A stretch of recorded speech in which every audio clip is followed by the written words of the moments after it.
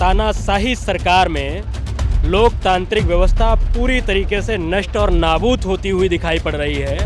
अच्छी राजनीति, अच्छी नीयत से भारतीय जनता पार्टी आगे नहीं बढ़ रही है और 2024 में देखिएगा एक बहुत बड़ा बदलाव आएगा। अरे अब उनके पास तो ईवीएम मशीन है तो कुछ भी कर सकते हैं भाई। 400 क्या हो, कभी बोल रहे हैं 4000 पार, कोई बोल रहे हैं कह रहे हैं 4000 पार हो रहा है। जनता वेट कर रही है कि जल्दी से जल्दी वोटिंग का दिन आए, हम वोट दें और जुल्मबाजों को उखाड़ के फेंकने का काम इस बार जनता करेगी। ये लोग 400 पार 4 पार नहीं होगा, 4 और 7 समुंदर पार। नमस्कार, मैं हूं हयात अब्बास और आप देख रहे हैं 4PM न्यूज़ नेटवर्क। लोकसभा चुनाव पर चुनावी मूड लोगों का जानने के लिए निकले हैं कि 2024 का चुनाव किन मुद्दों पर होगा और जनता के बीच क्या कुछ माहौल है, क्योंकि जिस तरह से पक्ष और विपक्ष की बात सामने आ रही है, साफ तौर पर 400 पार का नारा दिया जा रहा है भाजपा की तरफ से, तो विपक्ष उसके पोल खोल रहा है, वो चाहे इलेक्ट्रोल बॉन्ड हो, भाजपा के तमाम जो काले कारनामे हैं वो विपक्ष सामने ला रहा है। लोगों के बीच क्या कुछ माहौल है लोकसभा चुनाव को लेकर, ये जानने निकले हैं, तो बात कर लेते हैं, चर्चा करते हैं और जानते हैं कि आखिर चुनाव को लेकर क्या कुछ माहौल बनता नज़र आ रहा है। सर, लोकसभा चुनाव बहुत नज़दीक है, पक्ष विपक्ष की अगर बात करूं तो दोनों ही मैदान में है,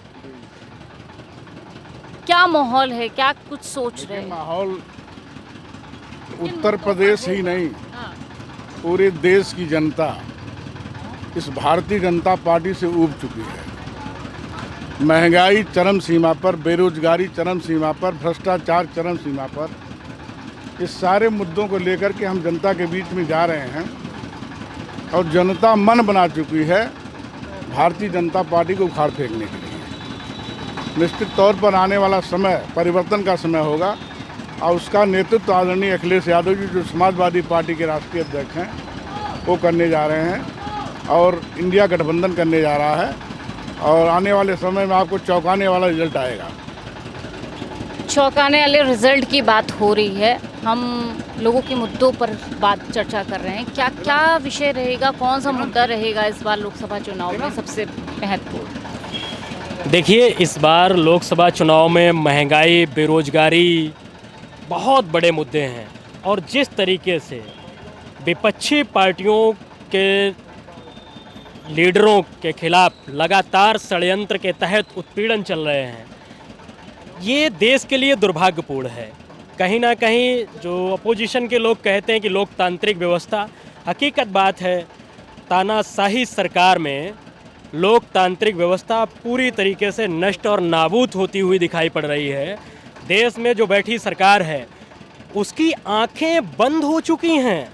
आपने कहा तानाशाही रवैया कर रही है, लोकतंत्र खत्म हो जाएगा, ये ऐसा क्यों लगता है विपक्ष को? हम नौजवान लोग हैं और हिंदुस्तान का नेतृत्व देश की आज़ादी को लेकर के सदैव नौजवानों ने किया है। बुजुर्ग जो हमारे देश के रहे हैं वो हमारे मार्गदर्शन रहे हैं और आपने जो सवाल किया है कि ऐसा क्यों लगता है कि लोकतंत्र खत्म हो रहा है, इतिहास में जब से देश आज़ाद हुआ है कोई भी संवैधानिक पद पे पहली बार ऐसा हुआ है कि मुख्यमंत्री जैसे पद पर रहते हुए लोगों को गलत नियत के साथ में ऐसे लोगों को जेल में डाला गया है।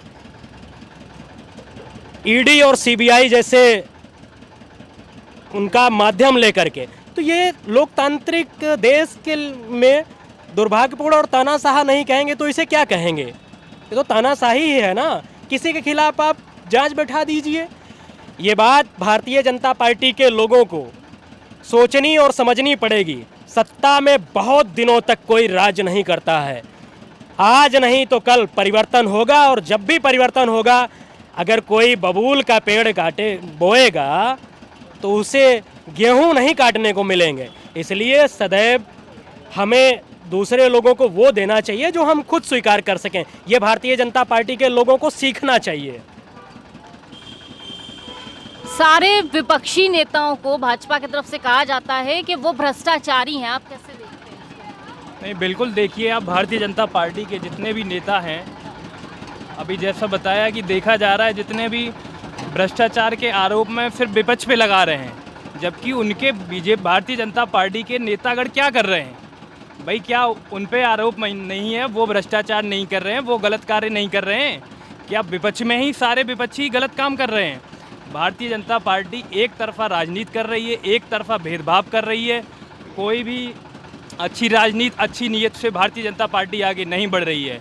और 2024 में देखिएगा एक बहुत बड़ा बदलाव आएगा, बहुत बड़ा सैलाब आएगा, और इसका नेतृत्व हमारे राष्ट्रीय अध्यक्ष माननीय अखिलेश यादव जी कर रहे हैं। और बदलाव 2024 में तय है, जनता बदलाव करेगी। 2024 को लेकर हम चर्चा कर रहे हैं, लोगों के बीच जा रहे हैं और जानने की यही कोशिश है हमारी कि आखिर क्या मुद्दा रहेगा लोकसभा चुनाव में। सर, कैसे देख रहे हैं इस बार लोकसभा चुनाव को? लोकसभा चुनाव क्या, अखिलेश यादव जी जा रहे हैं।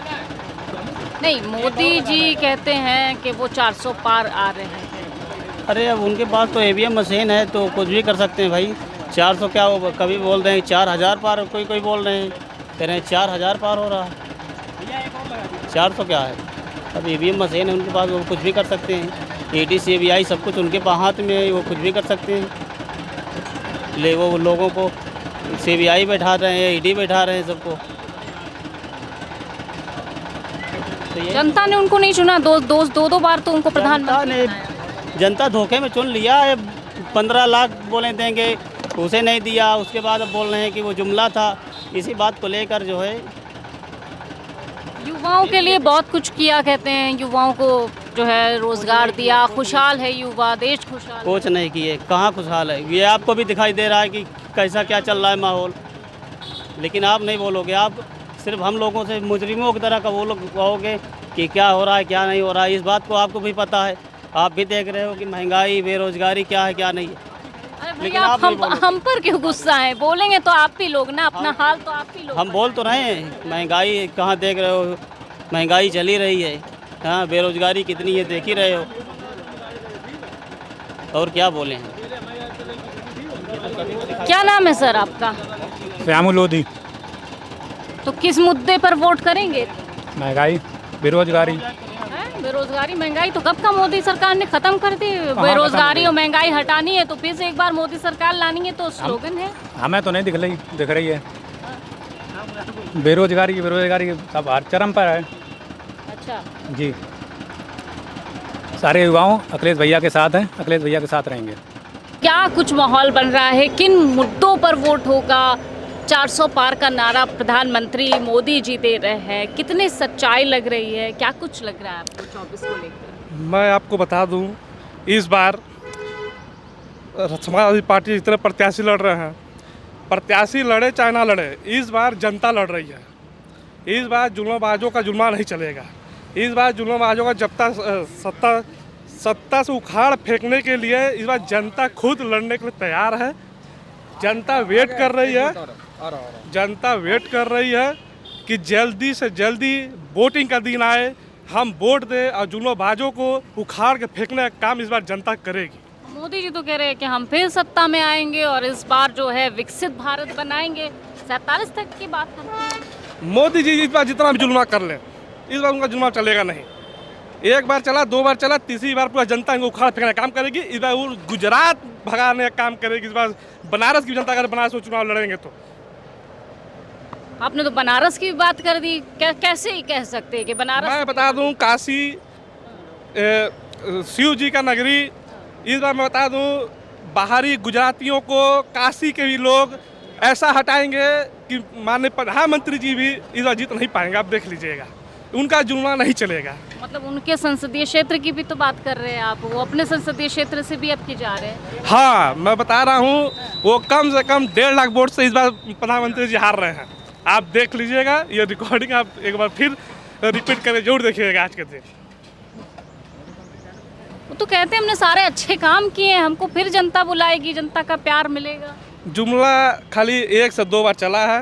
अब बता दें पत्रकार महोदय, इस बार उनका चुनाव नहीं चलेगा। इस बार जनता लड़ रही है।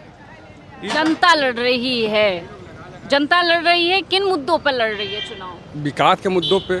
भाई सपा विकास हुआ नहीं, इतना अमृतकाल चला नहीं। हाँ। नहीं, समाजवादी पार्टी का ही तो सब नाम गिनाया जा रहा है। इन्होंने क्या किया है, आपको क्या लगता है? 400 पार 400 पार 4 पार नहीं होगा 4। जनता सबका हिसाब देगी, समय आने दीजिए। ये तो कह रहे हैं कि भाई जो विपक्ष खड़ा हुआ है उसको वापस कर देंगे, भगा देंगे, सत्ता में कभी नहीं आने देंगे, सत्ता से दूर कर देंगे। बगैर विपक्ष के कुछ होगा? कोई पूछने वाला चाहिए। आप सब करती रहें तो अच्छा है, कोई उस पर ऑब्जेक्शन करने वाला चाहिए। विपक्ष में तो सपा है, हर चीज़ पे क्वेश्चन करना, हर चीज़ का आंसर लेना। विपक्ष ही खत्म कर देगी तो फिर मतलब क्या है? आने वाले समय तो इस चुनाव भी नहीं करवाएंगे। इस बार विपक्ष सरकार हो गई है, तानाशाह, जैसे नेपोलियन था। वो अपने लिए बहुत डरता था, और डर अच्छे चीज़ के लिए होना चाहिए। आप कुछ भी करो, हम कुछ पूछे ना, पूछ दे तो मुकदमा कायम हो जाए, तो ये सब अच्छी चीज़ें थोड़ी ना है। विपक्ष होना चाहिए ना। अगर सुख है तो दुख तब ना समझ में आता है।